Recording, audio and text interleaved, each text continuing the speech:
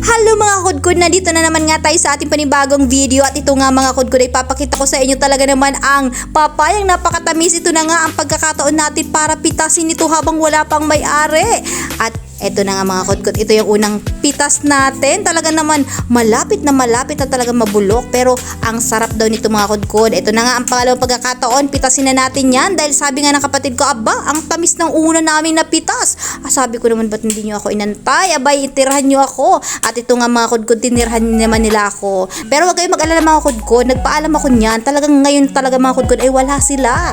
Kaya naman, ang sarap pala sa feeling mga kudkud na ikaw ang pipitas pero hindi naman ikaw ang nagtanim.